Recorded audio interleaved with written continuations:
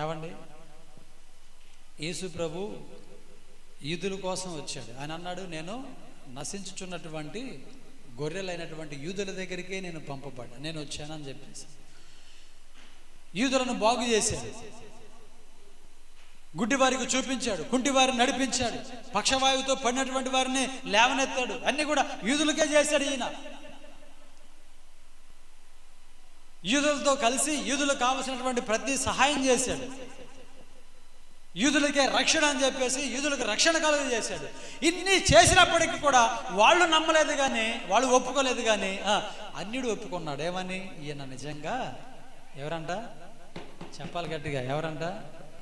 దేవుని కుమారుడు. ఈ రోజున అన్యులు చెప్తున్నారు యేసు ప్రభు నిజమైన దేవుడు అని. మనం ఏం చేస్తున్నాం? అన్యుల దగ్గరికి వెళ్ళి చెప్పండి, ఏం చేస్తున్నాం? ఏది మంచి రోజు అయ్యా, నా చెయ్యి బాగుందో లేదో చూడయ్యా, నా ఇల్లు బాగుందో లేదో చూడయ్యా. ఏం చేస్తున్నాం?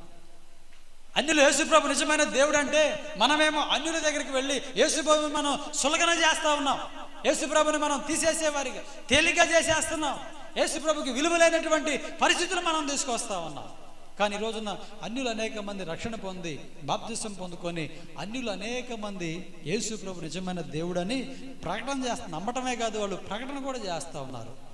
కానీ మనం మాత్రం యేసు ప్రభు నిజంగా దేవుని కుమారుడని మనం ఒప్పుకుంటున్నామంటే ఒప్పుకోవట్లేదు. ఏదో అలవాటు ప్రకారం ఆదివారం ప్రార్థనకు వస్తున్నాం, లేకపోతే ఇష్టమైన చోటకి ఆదివారం ప్రార్థనకి వెళ్తున్నాం, ఏదో ఇట్లా గడిచిపోతుంది. కానీ నిజంగా యేసు ప్రభు దేవుని కుమారుడు అని చెప్పేసి, లేకపోతే ఆయన దేవుడు అని చెప్పేసి మనము ఇప్పటికీ నమ్మలేకపోతున్నాం. ఆ శతాధిపతి యేసు ప్రభు యొక్క మరణాన్ని చూసి, ఆ సమయంలో జరిగినటువంటి సంఘటనలను చూసి ఇతడు నిజంగా దేవుని కుమారుడు అని చెప్పేసి ఒప్పుకుంటున్నాడు. కానీ అక్కడ ఉన్నటువంటి యూదులు పెద్దలు మాత్రం ఇతడు దేవుని కుమారుడు అంటే ఇతడు దేవదోషం చేస్తున్నాడు, ఇతను రాళ్లతో కొట్టి చంపాలి, ఇతడు దేవుడు అని చెప్పుకుంటున్నాడు, ఇతడు పాపాలను క్షమిస్తున్నాడు, ఈ అధికారం ఎవరిచ్చారు అని చెప్పేసి యూదులను నెట్టివేశారు, త్రోసివేశారు, సిలువకు అప్పచెప్పారు. ఒకడైతే ఏం చేశాడు? వెండి నాణ్యాలకి అమ్మేసుకున్నాడు. లెక్కలేనితనంతో మాట్లాడారు, పట్టుకున్నారు, బంధించారు, రకరకాలుగా మాట్లాడారు. దయ్యాలను వెళ్ళగొడితే ఎదురు ఏమన్నారు చెప్పండి? దయ్యాలకు అధిపతి అన్నారు. పాపులతో కలిసి తిరుగుతూ ఉంటే ఇతడు పాపి అన్నారు. వాళ్ళతో కలిసి భోజనం చేస్తుంటే పాపులతో కలిసి భోజనం చేస్తున్నాడు, వీడు తిండిపోతాడు అని చెప్పేసి అన్నారు, నిద్రపోతాడని చెప్పేసి అన్నారు, దయ్యం పట్టినోడు అని చెప్పేసి అన్నారు. ఎవరు ఈ మాటలను ఎవరు మాట్లాడారు? అన్యులు మాట్లాడలేదు. ఎవరు మాట్లాడారు చెప్పండి? యూదులేం మాట్లాడారు. కానీ సిలువ వేయబడిన తర్వాత ఒక అన్యుడు యేసు ప్రభు గురించి ఏమైనా మాట్లాడుతున్నాడు తెలుసా? ఇతడు దేవుని కుమారుడే. ప్రియమైన దేవుని బిడ్డలారా, మనం కూడా ప్రభు నమ్మిన మనం ప్రభు గురించి మంచి సాక్ష్యం ఇవ్వగలుగుతున్నామా? ప్రభు గురించి మంచి సాక్ష్యం చెప్పగలుగుతున్నామా? ప్రభుకి మనం మంచిగా సాక్షి బిడ్డలుగా నిలబడగలుగుతున్నామా? షడ్రకు మేషకు అబేద్నెగో అన్న వారు మా ప్రాణాలు పోయినా పర్వాలేదు, మేము నమ్మిన దేవుడే నిజమైన దేవుడు. ఒకవేళ మమ్మల్ని ఆయన తప్పిస్తాడు, తప్పించకపోయినా మాకు ఇబ్బంది లేదు, ఆయన కోసం మేము మరణించడానికైనా మేము సిద్ధపడ్డామని చెప్పేసి వారు ఏ మాత్రం కూడా వెనకడుగు వేయలేదు. కాబట్టే ఆ రోజున దేవుని యొక్క దూత వచ్చి వారితో పాటు అగ్నిలో ఉండి వారికి అగ్ని వాసన కూడా రాకుండా చేసేసి, ఎంత గొప్ప కార్యం అండి. ఈ రోజున మరి నీ ద్వారా నా ద్వారా ఈరోజు మనం బయటికి వెళితే క్రైస్తవులను మనం చెప్పుకోలేము కొన్ని సందర్భాలలో కదండి. ఎవరన్నా అది ఇస్తున్నారు అనుకోండి, ఏదన్నా ప్రసాదం అది ఇస్తున్నారు, నేను ప్రార్థనకి వెళ్తాను తినవే తీసుకోకపోతే అని అనుకుంటారు, మళ్ళీ వీళ్ళు క్రిస్టియన్స్ అని అనుకుంటారు, నాకు కొంచెం సిగ్గుపడతా, భయం అని సిగ్గు అని చెప్పేసి మేము క్రైస్తవులు అని చెప్పుకోవడానికి కూడా కొంతమంది ఏం చేస్తున్నారు చెప్పండి? సిగ్గుపడుతున్నారు, భయపడుతున్నారు. ఎందుకంటే అంత విశ్వాసం, అంత నమ్మకం దేవుని మీద లేకుండా. కానీ ఇతడు అన్యుడయుండి కూడా ఏమన్నాడు తెలుసా? ఇతడు నిజంగా దేవుని కుమారుడే, నిజముగా అయిన దేవుని కుమారుడని వాళ్ళు చెప్పుకున్నారు, ఒప్పుకున్నారంట. అందుకనే ప్రతి నాలుక ఏం చేయాలంట? ప్రతి నాలుక ఒప్పుకోవాల్సిందే, తప్పదు. మరి మనం ఒప్పుకుంటున్నామా? లేదా ఏదో ఓవర్కాట్లో చెప్పుకుంటున్నావా? ఖచ్చితంగా మనం ప్రభుని చూపించగలగాలి, ప్రభు మనలో ఖచ్చితంగా ఉండాలి. తర్వాత మనము చూస్తే ప్రియమైన దేవుని బిడ్డలారా, 3వ శతాధిపతిని మనం చూస్తే 10 మందిలో నలుగురు గురించి రాయబడింది. ఈ నలుగురు కూడా శ్రేష్ఠులని చరిత్ర చెప్తా ఉంది. అయితే ప్రియమైన దేవుని బిడ్డలారా, ఇప్పుడు మనం చెప్పుకోబోయేటువంటి వాళ్ళు ఇద్దరు కూడా ఇప్పుడు చెప్పుకున్నటువంటి వారి కంటే శ్రేష్టమైన వారు. ఎందుకంటే వాళ్ళు భక్తి చేసినట్లు కనపడలేదు, కానీ ప్రభుని విశ్వసించారు, ప్రభుని నమ్మారు. మనం చూస్తూ ఉన్నాం. అంటే మొదట చెప్పినటువంటి, అంటే మొదట మనం చూసుకున్నాం కదా, ఆ వ్యక్తి కాకుండా ఇప్పుడు చెప్పుకున్నటువంటి వ్యక్తిను, అదేవిధంగా మనం చివరిలో చెప్పుకోబోయేటువంటి వ్యక్తి అంత భక్తి చేసినట్లు కనబడ్డ, కానీ మొదట మనం చెప్పుకున్నటువంటి వ్యక్తిను, అదేవిధంగా ఇప్పుడు చెప్పుకోబోయేటువంటి వ్యక్తి, ఇద్దరు కూడా శ్రేష్టమైనటువంటి భక్తి పౌరులంట. అన్యులైనప్పటికీ కూడా ప్రభు యందు మంచి భక్తి కలిగినటువంటి శతాధిపతులు అని చెప్పేసి చరిత్ర చెప్తా ఉంది. చూడండి, అపోస్తుల కార్యములు 10వ అధ్యాయం మొదటి వచనాన్ని మనం చదువుకుందాం. శతాధిపతి అయిన కొర్నేలు అను భక్తిపరుడు ఒకడు కైసరులో ఉండెను. అతడు తన ఇంటి వారందరితో కూడా దేవుని యందు భయభక్తులు గలవాడైండి ప్రజలకు బహు ధర్మము చేయుచు ఎల్లప్పుడూ దేవునికి ప్రార్థన చేయువాడు. దేవునికి స్తోత్రం కలుగును గాక. హల్లెలూయా. ఇతడు ఏ శతాధిపతి? భక్తిపరుడైన శతాధిపతి. ఏ శతాధిపతి చెప్పండి? భక్తిపరుడు. ఈ శతాధిపతి అన్యుడే, కానీ దేవుడంటే భక్తితంలో ఉంది, దేవుడంటే భయమితంలో ఉంది. 100 మంది మీద అధికారిగా ఉన్నప్పటికీ కూడా ఎవరికి భయపడుతున్నాడు చెప్పండి? ఎవరికి భయపడుతున్నాడు? మనుషులకు భయపడలే. ఎవరికి భయపడుతున్నాడు? దేవునికి భయపడుతున్నాడు. అంత అధికారం ఉండి కూడా, అంత మంచి ఉద్యోగం చేస్తున్నప్పటికి కూడా, అంత హోదాలో ఉన్నప్పటికి కూడా ఏం చేస్తున్నాడో తెలుసా? దేవునికి భయపడుతున్నాడు. దేవునికి భయపడుతూ ఏం చేస్తున్నాడంట? ధర్మ కార్యాలు చేస్తూ ఉన్నాడంట. ఏం చేస్తున్నాడు? మన కొర్రెల గురించి మనకి తెలియదేమని చెప్పండి, అన్ని విషయాలు మనకు తెలుసు, తరచుగా మనం చెప్పుకుంటూ ఉంటాం కదా. అతడు ధర్మకార్యాలు చేస్తున్నాడంట. ఇంటి వారందరితో కూడా ఏం చేస్తున్నాడు చెప్పండి? ఇంటి వారందరితో కూడా కలిసి ఏం చేస్తున్నాడంట? ప్రార్థన చేసేవాడంట. కాబట్టి అతడు భక్తిపరుడని ఇక్కడ రాసి ఉంచాడు. అంత మాత్రమే కాదు, అతడు ఎలాంటి వాడు? తన దగ్గర ఉన్నటువంటి ప్రజలు చెప్తా ఉన్నారు ఎలాంటి వాడంట. 10:22 మనం చదివితే, అందుకు వారు నీతిమంతుడును దేవునికి భయపడువాడును యూదా జనులందరి వలన మంచి పేరు పొందిన వాడైన శతాధిపతియగు కొర్నేలు అని ఒక మనుషుడు ఉన్నాడు. దేవునికి స్తోత్రం చెప్పండి గట్టిగా ఒకసారి. ఎవరంట ఇతను? చెప్పండి ఎవరంట? నీతిమంతుడంట. తర్వాత యూదులందరి చేత ఏం సంపాదించుకున్నాడంట? మంచి పేరు. అందుకనే సుగంధ తైలము కంటే మంచి పేరు మేలు. ఈ కొర్నేలు అంట యూదా ప్రజల మధ్య ఏం సంపాదించుకున్నాడు చెప్పండి? ధనధాన్యాలు, డబ్బులు, పొలాలు, స్థలాలు కాదంట. ఏం సంపాదించుకున్నాడు చెప్పండి? ఏం సంపాదించుకున్నాడు? మంచి పేరు సంపాదించుకున్నాడంట. అర్థమవుతుందా? ఎందుకు మంచి పేరు? ఈ మంచి పేరే మనల్ని పరలోక రాజ్యానికి తీసుకొని వెళుతుంది. ఎందుకంటే ఆ మంచి పేరును బట్టి మనకి అక్కడ దేవుడు బహుమతులు, కిరీటాలు ఇవ్వబోతున్నాడు. దేవుని స్తోత్రం చెప్పండి గట్టిగా ఒకసారి. అర్థమవుతుందా? మన యొక్క మంచి క్రియలే మన వెంట వస్తాయి, ఇంకేమి రావు. ఈ లోకంలో మనం కలిగి ఉన్నది ఏది మనతో పాటు రాదు, కానీ మన క్రియలు మన వెంట వస్తాయి అని చెప్పేసి ప్రకటన గ్రంథంలో స్పష్టంగా రాయబడింది. అందుకనే మనము మంచి పేరు సంపాదించుకోవాలి. సుగంధ తైలము కంటే మంచి పేరు మేలు. మరి మనకు మంచి పేరు ఉందా? భర్త దగ్గర మంచి పేరు ఉందా? భార్య దగ్గర మంచి పేరు ఉందా? సంఘంలో మంచి పేరు ఉందా? చెప్పండి, ఉందా? సమాజంలో మంచి పేరు మనం సంపాదించుకుంటున్నామా? ఎక్కడైతే పని చేస్తున్నామో అక్కడ మనం మంచి పేరు సంపాదించుకున్నాం. ఏ యజమాని దగ్గర మనం పని చేస్తున్నామో, ఏ పొలంలో మనం పని చేస్తున్నామో, ఏ కాలేజీలో మనం పని చేస్తున్నామో, ఏ స్కూల్లో మనం పని చేస్తున్నామో, ఏ ప్రాంతంలో మనం పని చేస్తున్నామో, అది పని కావచ్చు, లేకపోతే ఉద్యోగం కావచ్చు, లేకపోతే ఏదైనా మరొకటి ఏదైనా కావచ్చు, అక్కడ మరి మంచి పేరు మనము సంపాదించుకోగలుగుతున్నామా? మంచి పేరు మనలో మనకు ఉన్నదా?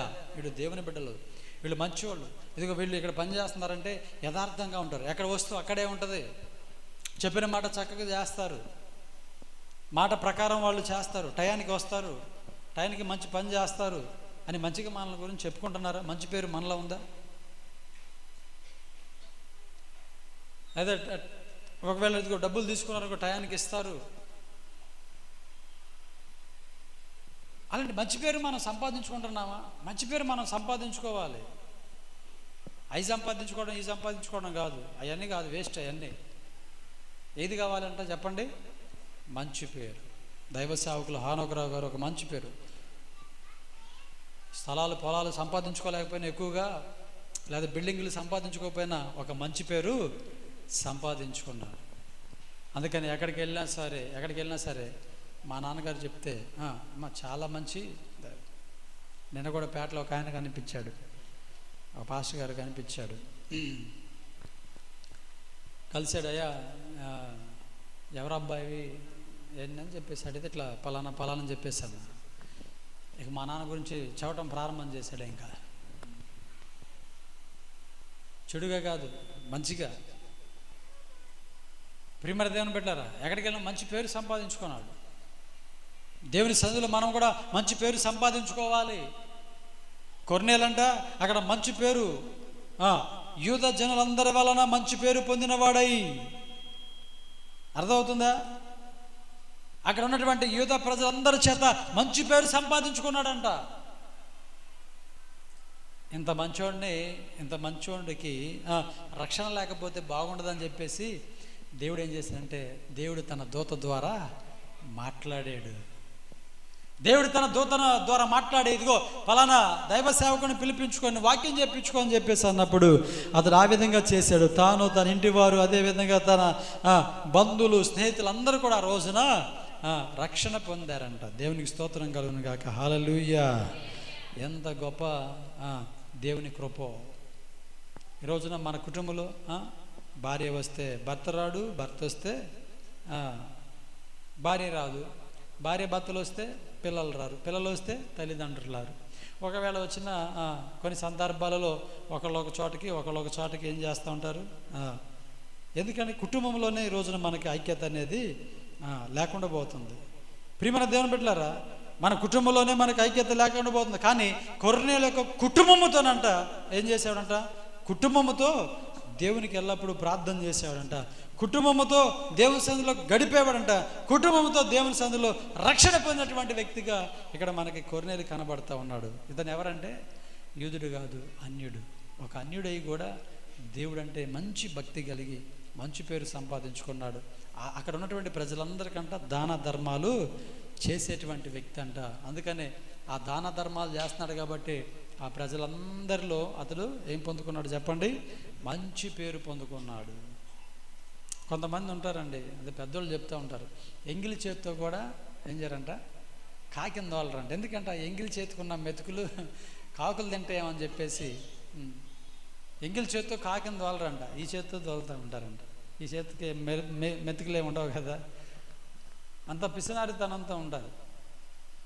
అట్లా ఉండకూడదు. దేవుని బిడ్డలైనా మనము, యాకోబు రాసిన పత్రికలు ఉంటుంది ఏంటంటే, మనము ఏం చేయాలంట? ధర్మం చేయాలంట. మనం ఏం చేయాలి చెప్పండి? మాట్లాడరండి. ఏం చేయాలి? మనకున్న దాంట్లో అండి, లేని దాని విషయం కాదు, ఉన్న దాంట్లోనే. అడుక్కోవడానికి వస్తారు కొంత, అమ్మ కాస్త గుప్పుడు బియ్యం ఏందని. బియ్యం ఉండవా చెప్పండి?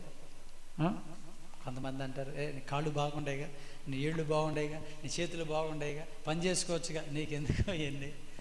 మనకు అవసరం లేదు. వాళ్ళు అడిగారు ఏదో, అమ్మ గుప్పుడు బియ్యం ఉంటే ఏమని చెప్పేసి, ఉంటే వేయడం లేకపోతే లేదు. అందుకే ఈ పోంగా మరలా వాళ్ళని ఏం చేస్తూ ఉంటారంటే అట్లా ఇట్లా అని చెప్పేసి అట్లా మాట్లాడకూడదు. ఎందుకంటే మనం ఎవరికైతే అంటే మనం ఒకరికి ఇచ్చామనుకోండి, అవి మరలా తిరిగి మనకి వాళ్ళు ఇవ్వలేని పరిస్థితుల్లో ఉన్నారనుకోండి, అదే ధర్మం చేయటం. ఆ ధర్మం ఎక్కడికి వెళ్ళిద్దంటే దేవుని దగ్గరికి వెళుతుంది. అర్థమైంది? ఎక్కడికి వెళుతుంది? అది దేవుని యొక్క కవిలలో దేవుడు అక్కడ వాటిని భద్రంగా పెడతాడు. రేపు వెళ్ళినప్పుడు మనం చేసిన ధర్మం అంతా దేవుడు ఏం చేస్తాడు? వడ్డీతో సహా మనకి ఇచ్చేస్తాడంట. మనం ఇక్కడ ఎవరికి ధర్మం చేయలేదనుకోండి, అక్కడ మనకి ప్రతిఫలము, ఈ బహుమతులు ఏమనే ఉండవు అన్నమాట. అర్థమవుతుందా? అందుకనే యేసు ప్రభు కూడా అంటాడు, నేను ఆకలి అయితే నాకు మీరు భోజనం పెట్టారని చెప్పేసి. అంటే వాళ్ళు అంటారు, అయ్యా నువ్వెప్పుడు ఆకలి కొంటే నీకెప్పుడు భోజనం పెట్టామంటే, పేదలైన వారికి మీరు పెట్టారు కాబట్టి నాకు పెట్టినట్టే. దేవుని స్తోత్రం చెప్పండి గట్టిగా ఒకసారి. అందుకనే క్రైస్తవంలో మీరు ఎక్కడైనా చూడండి, క్రైస్తవంలో ఎక్కువగా ఇతరులకు సహాయం చేయటం అనేది ఉంటుందన్నమాట. అర్థమైందా? క్రైస్తవంలో ఏముంటుంది చెప్పండి? ఇతరులకు మదర్ తెరిసా ఉచితంగా కుష్ఠరోగులకు సేవ చేసింది. ఏ దేవుణ్ణి నమ్మే ఆమె సేవ చేసింది చెప్పండి? ఏ దేవుణ్ణి నమ్మే ఆమె సేవ చేసింది? అంత సేవ ఆమె ఎలా చేయగలిగిందంటే దేవుని ప్రేమను బట్టే. ఈ రోజున ప్రియమైన దేవుని బిడ్డలారా, మన భారతదేశంలో పాఠశాలలు నిర్మించడానికి, అనాథాశ్రయాలు నిర్మించడానికి, చదువు చెప్పించబడడానికి, వస్త్రాలు ఇప్పించడానికి, వైద్యం అందడానికి కారణం ఎవరో తెలుసా? క్రైస్తవులే. ఇతర దేశాల్లో ఉన్నటువంటి క్రైస్తవులే. అది ఎక్కడి నుండి వచ్చింది? అందుకే చెప్తున్నాను, క్రైస్తవులే సహాయం చేసేది. దేవుని స్తోత్రం చెప్పండి గట్టిగా ఒకసారి. ఏ విపత్తి వచ్చినా, భూకంపాలు వచ్చినా, వరదలు వచ్చినా ముందు ఎవరు సహాయం చేస్తారు తెలుసా? క్రైస్తవులే సహాయం చేస్తారు.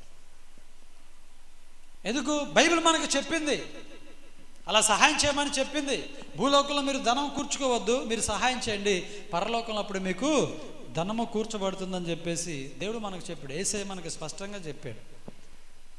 మన దేశంలో నేటికి కూడా అసలు మన దేశం కొంచెం అభివృద్ధి చెందడానికి గల కారణం ఏంటంటే, ఇతర దేశాల్లో ఉన్నటువంటి వాళ్ళు, క్రైస్తవులు మన దేశానికి మొన్నటి వరకు అనేక రకాలుగా సపోర్ట్ చేశారు. వాళ్ళే పాఠశాలలు ఏర్పాటు చేశారు, వాళ్ళే హాస్పిటల్ కట్టించారు, అర్థమైందా? వైద్యం అందించారు, చదువు చెప్పించారు, చాలా చాలా గొప్ప గొప్ప పనులన్నీ కూడా చేయించారు.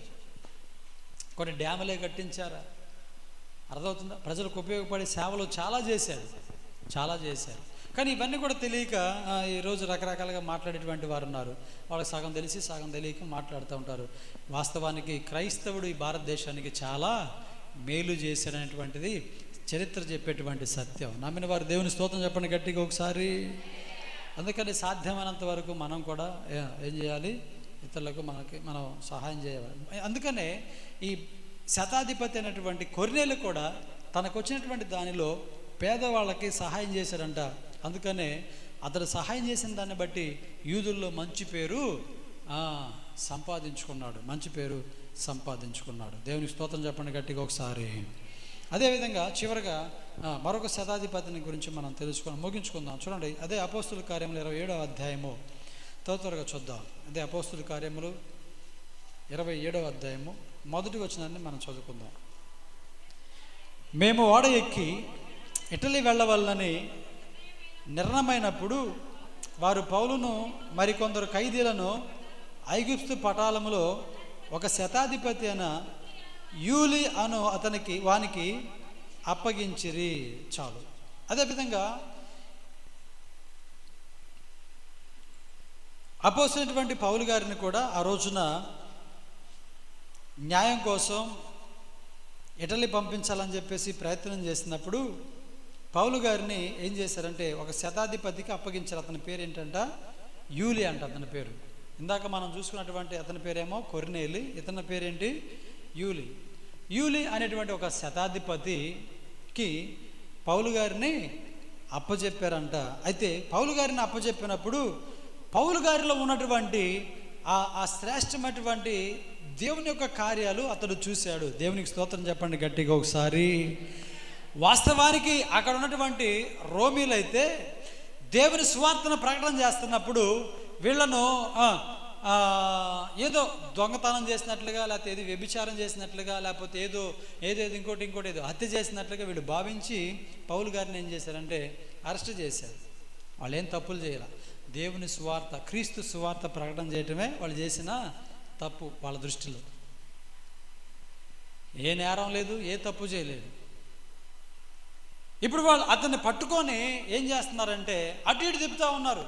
సరే, ఇక్కడ న్యాయం జరగలేదు, ఇటలీ పంపిద్దామని చెప్పేసి ఇటలీ పంపించే సమయంలో అతనికి ఏం చేశారంటే పౌలు గారిని విడిచిపెట్టక, సాధారణమైనటువంటి ఖైదీలను విడిచిపెట్టక ఏం చేశారంటే ఇతడే పెద్ద డాను, ఇతడే పెద్ద నేరస్తుడు అని చెప్పేసి ఒక శతాధిపతికి అతనికి అప్పజెపిస్తే అతడు పౌలు గారి మీద ఏం కలిగి ఉన్నాడు? మనం 3వ వచనం చదువుదాం. మరునాడు సీదోనుకు వచ్చితిమి. అప్పుడు యూలి పౌలు మీద దయగా ఉండి అతడు తన స్నేహితుల ఎదుకు వెళ్ళి పరామరిక పొందుటకు అతనికి సెలవిచ్చాను. దేవునికి స్తోత్రం కలుగును గాక. హల్లెలూయా. ఈ శతాధిపతి ఎవరో తెలుసా? పౌలు గారి మీద దయగలిగినటువంటి వ్యక్తి. ఏమండి, ఒక అన్యుడికే దయ కలిగి ఉంటే, దయ ఉంటే, జాలి ఉంటే, ప్రేమ ఉంటే, మరి దయగలిగినటువంటి దేవుడు నమ్మినటువంటి మరి మనలో ఇవి ఉండొద్దా? చెప్పండి, ఉండాలా లేదా చెప్పండి. కొంతమంది చాలా కఠినంగా ఉంటారండి. ఎవరైనా సహాయం అడిగితే మొహాన్ని చెప్తారు, లేదు పో అని చెప్పేసి అంటారు. చాలా ఉండి కూడా లేదు పో అని చెప్పేసి అంటారు. చాలా కఠినంగా ఉంటారు. వాడు బాధలో ఉన్నా చూస్తూ ఉంటారు, వేదనలో ఉన్నా చూస్తూ ఉంటారు, సమస్యల్లో ఉన్నా చూస్తూ ఉంటారు. ఏదైనా సహాయం చేద్దామే, సహాయం చేయడం చేతయి కూడా అవకాశం ఉండి కూడా కొంతమంది చేయకుండా అలాగే చూస్తూ ఉంటారు. ఎందుకంటే వాళ్ళ యొక్క మనసులు వారి పట్ల కఠినంగా ఉంటాయి. కానీ ఈ శతాధిపతి యొక్క మనసు అంట ఎలాంటి మనసు అంట? దయగలిగినటువంటి మనసు అంట. దేవునికి స్తోత్రం కలుగును గాక. హల్లెలూయా. దేవుని బిడ్డలైన మనం ఎలా ఉండాలో తెలుసా? మన దేవుడు దయగల దేవుడు. అర్థమవుతుందా? మన దేవుడు ఎలాంటి దేవుడు అండి? కాబట్టే మంచివారి పొలాల మీద వర్షం పడుతుంది, చెడ్డవారి పొలాల మీద వర్షం పడుతుంది. మంచివారి పంటలు పండుతున్నాయి, చెడ్డవారికి పంటలు పండుతున్నాయి. పాపాత్ములు బ్రతుకుతున్నారు, నీతిమంతులు బ్రతుకుతున్నారు. పాపాత్ములు అభివృద్ధి చెందుతున్నారు, నీతిమంతులు అభివృద్ధి చెందుతున్నారు. దయగలిగినటువంటి దేవుడు ఆయన. అందరి పట్ల ఏం కలిగి ఉన్నాడు చెప్పండి? దయ కలిగి ఉన్నాడు. దేవునికి స్తోత్రం కలుగును గాక. హల్లెలూయా. అర్థమవుతుందా? ఇద్దరు కూడా శతాధిపతి ఎవరి మీద దయ కలిగి ఉన్నాడు? పౌలు గారి మీద దయ కలిగి ఉన్నాడు. అర్థమవుతుందా? ఈ రోజున కొంతమందికి విశ్వాసులు కూడా సేవకుని పట్ల దయ ఉండదన్నమాట. సేవకులు బాధపడుతుంటే, అవసరాల్లో ఉంటే, ఇబ్బందులు ఉంటే, లేకపోతే రోగాలతో బాధపడుతుంటే, లేకపోతే రకరకాల సమస్యల్లో చిక్కుకున్నప్పుడు కొంతమంది విశ్వాసులు కూడా కఠినంగా ఉంటారు. ప్రార్థన చేయరు, సహాయం చేయడం చేతయి కూడా ప్రార్థన చేయడం చేతయి కూడా ప్రార్థన చేయరు. కొంతమంది కఠినంగా ఉంటారు. ఏం చేస్తూ ఉంటారు? పాస్టర్ గారి మీద లేనిపోయిన నిందలు మోపుతూ ఉంటారు, లేనిపోయిన మాటలు చెప్తూ ఉంటారు, లేనిపోయినవి కల్పించి దైవ సేవకుల గురించి చెడుగా మాట్లాడేటువంటి వారు, చెప్పేటువంటి వారు కూడా లేకపోలేదు. ఎందుకంటే కొంచెం కూడా దయా కరుణ జాలి అనేది ఉండదు. కానీ ఈ యూలి అనేటువంటి శతాధిపతికి మాత్రం పౌలు గారి మీద దయ ఉందంట, దయ కలిగి ఉందంట. అందుకనే పౌలు గారిని ఒక ఖైదీగా కాకుండా అతడు ఏం చేశాడంటే స్వేచ్ఛనిచ్చి, స్వేచ్ఛగా నువ్వు వచ్చేపోయే వాళ్ళందరితో నువ్వు చక్కగా మాట్లాడుకోవచ్చు అంటే పౌలు గారు ఏం చేస్తున్నారో తెలుసా? అవకాశాన్ని తీసుకొని చక్కగా అందరికీ సువార్తను ప్రకటన చేస్తూ ఉన్నాడట. దేవునికి స్తోత్రం కలుగును గాక. హల్లెలూయా. అదేవిధంగా అతడు పౌలు గారి పట్ల ఎలాంటి వ్యక్తిత్వం కలిగి ఉన్నాడో 27వ అధ్యాయము 43వ వచనం కూడా మనం చదివితే, శతాధిపతి పౌలును రక్షింపనుద్దేశించి వారి ఆలోచన కొనసాగనీయక మొదట ఈదగలవారు సముద్రంలో దుమికి దరిగిపోవాలనియు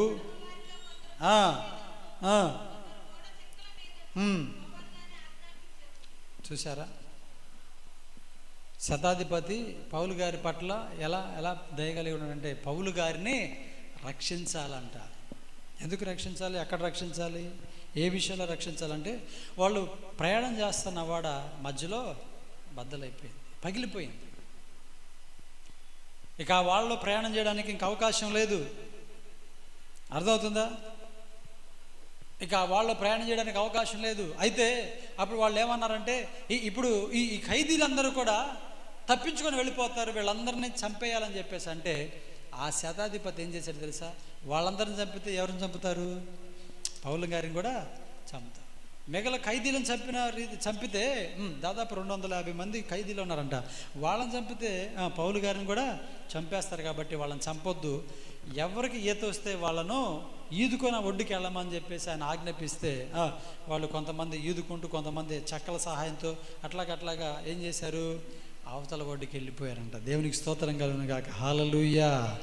చూసాడా? ఒక అన్యుడైనటువంటి శతాధిపతి ఒక పౌలు గారిని అనగా ఒక దైవ సేవకుడిని రక్షించాలనేటువంటి ఒక తాపత్రయత, ఒక ఆలోచన అతడు కలిగి ఉన్నాడు.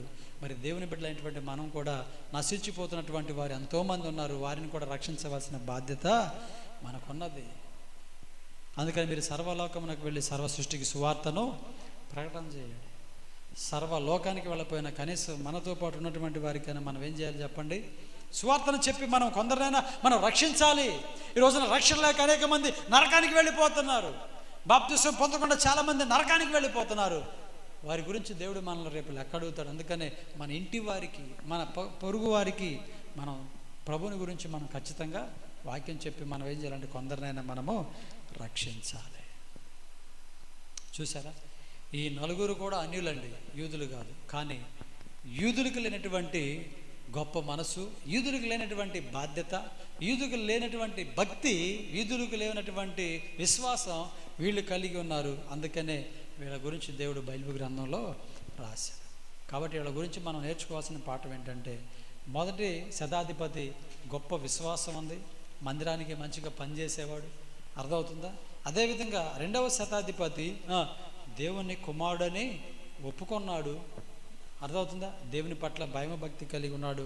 మూడవ శతాధిపతి అయినటువంటి కొర్నేలి బహు ధర్మకార్యాలు ప్రజలకు చేసేటువంటి పరిస్థితులు అతడు ఉన్నాడు. ఆ తర్వాత తన ఇంటి వారందరూ కూడా దేవుడు అంటే భక్తి కలిగినటువంటి పరిస్థితుల్లో వాళ్ళు ఉన్నారు. ప్రియమైన దేవుని బిడ్డలారా, నాలుగవ శతాధిపతి పౌలు గారి పట్ల ఒక మంచి శ్రద్ధ, దైవ సేవకుడి పట్ల ఒక మంచి శ్రద్ధ కలిగి అతన్ని కాపాడాలని, అతన్ని తప్పించాలని, రక్షించాలని, అతన్ని ఖైదీగా కాక అతన్ని దైవ సేవకుడిగానే చూసి అతనికి స్వేచ్ఛనిచ్చి అతన్ని కాపాడాడు. తన పట్ల ఒక మంచి కార్యాన్ని చేసినట్లుగా మనం చూస్తూ ఉన్నాం. కనుక అన్యులు అయినప్పటికీ కూడా వీళ్ళు ఈ విధంగా దేవుడంటే భయం కలిగి, దేవుడంటే విశ్వాసం కలిగి, దేవుని యొక్క మందిరానికి సహాయం చేస్తూ, ప్రజలకు సహాయం చేస్తూ, దేవుని యొక్క సన్నిధిలో చక్కగా ముందుకు కొనసాగిపోయి ఈ రోజున బైబిల్ గ్రంథంలో రాయబడి మనకు ఒక మాదిరిగా ఉన్నారు. కనుక ఈ రోజున మనం వారి గురించి విన్నాం. మనం కూడా వీరి వలె మంచి మనసు కలిగి చక్కగా ప్రభువులో ముందు కొనసాగిపోదాం. అట్టి కృప భాగ్యం ప్రభు మనకు దయచేయను గాక. ఆమేన్. అందరూ కూడా లేచి నిలబడండి. సమయంలో చిన్న ప్రార్థన చేసుకొని ఒక మంచి తీర్మానం చేసుకొని మనం ముగించుకుందాం. అందరూ కూడా లేచి నిలబడండి, చిన్న ప్రార్థన చేద్దాం. అదేవిధంగా ఒకసారి మన మనసులను సిద్ధపరచుకుందాం. మన మనసులను మనం సిద్ధపరచుకుందాం, చిన్న ప్రార్థన చేసుకుందాం. ఈ మధ్యాహ్నం వేళ నలుగురు శతాధిపతులను ప్రభు మనకి పరిచయం చేశాడు. నలుగురు అన్యులైనప్పటికీ కూడా వాళ్ళు ప్రభు మీద ఉన్నటువంటి విశ్వాసం, గొప్పతనం, ప్రభు మీద ఉన్నటువంటి శ్రద్ధ, దైవ సేవకుల మీద ఉన్నటువంటి దయ, జాలి, కరుణ, వారిని అర్థం చేసుకున్నటువంటి పరిస్థితులు చూస్తూ ఉంటే చాలా గొప్పగా ఉన్నాయి. యేసు ప్రభు ద్వారా అనేకమైన గొప్ప మేలులు పొందుకున్నటువంటి యూదా మత పెద్దలకు కూడా లేదు అంత విశ్వాసం. వారు కూడా అంతగా నమ్మలేదు, వారు కూడా అంతగా దేవుని కొరకు కార్యాలు చేయలేదు, దేవుని పని చేయలేదు, దైవ సేవకులను ప్రోత్సహించలేదు. యూదులు పౌలు గారిని అప్పచెప్పితే అన్యుడైనటువంటి శతాధిపతి విడుదల చేయాలని చెప్పేసి ఆలోచన కలిగి ఉన్నాడు. ఎంత మంచి మనసు కలిగి ఉన్నాడు. అందుకని ఈ రోజున రక్షణ అన్యులకు వెళ్ళిపోతుంది. ఎప్పటి నుంచో మనం క్రైస్తవులని చెప్పుకుంటున్నాం, కానీ క్రీస్తు ప్రేమ మనలో లేదు, ఆ దయా కరుణ మనలో కనబడట్లేదు, ఆ జాలి కటాక్షం మనలో కనబడట్లేదు, క్రీస్తు యొక్క మాదిరి మనలో కనబడట్లేదు, ఆ ధర్మం చేసి లేకపోతే ఇతరులకు సహాయం చేసే మనసు మనలో కనబడట్లేదు. అందుకే అనుల్లోకి వెళ్ళిపోతుంది. రోజు అనులు యేసు ప్రభుని నమ్మి యేసు ప్రభు గురించి మంచి సాక్ష్యం ఇస్తూ ఉన్నారు. దేవుడు వారిని ఆశీర్వదిస్తున్నాడు, దేవుడు వారిని దీవిస్తున్నాడు, దేవుడు వారిని దైవ సేవకులుగా నిలబెడతా ఉన్నారు, దేవుడు వారికి మంచి కృప ఇస్తూ ఉన్నాడు. ప్రియమైన దేవుని బిడ్డలారా, ఈ రోజున మన పరిస్థితి ఎట్లా ఉందో ఒకసారి ఆలోచన చేసుకుందాం. ఎప్పుడైనా మన మనసులను సిద్ధపరచుకుందాం. మన మనసులో ఉన్నటువంటి చెడు భావాలు, చెడు ఉద్దేశాలు, చెడు తలంపులు, దైవ సేవకుని గురించినటువంటి చెడు ఆలోచనలు, చెడు తలంపులు, సంఘమును గురించినటువంటి చెడు ఆలోచనలు, చెడు తలంపులు, దేవుని గురించినటువంటి చెడు ఆలోచనలు, చెడు తలంపులు తీసివేసుకొని ఎప్పటి నుంచైనా సరే, ఎక్కడి నుండైనా సరే ఒక మంచి తీర్మానం మనం కలిగి ఒక మంచి పేరు మనం సంపాదించుకొని దేవుని యొక్క సంధిలో ధర్మ కార్యములు చేస్తూ, అదేవిధంగా దేవుని పని కొరకు మనము గుప్పులు విప్పుతూ, దేవుని పని కొరకు మనం సహకరిస్తూ, దేవుని పని విషయంలో ముందు కొనసాగిపోతూ, అనేకులను ప్రేరేపిస్తూ, నశించిపోతున్న అనేకుల పట్ల ఒక భారము కలిగి వారికి కూడా సువార్తను చెప్పి దేవుని యొక్క సంధికి మనం నడిపిద్దాం. యేసు ప్రభు నిజమైన దేవుడని మనము ఒప్పుకోవడమే కాదు, ఆ క్రియలు, ఆ జీవితం మన జీవితంలో కనబడలేక ప్రవర్తిద్దాం. శతాధిపతి అన్నాడు, ఈయన నిజంగా దేవుని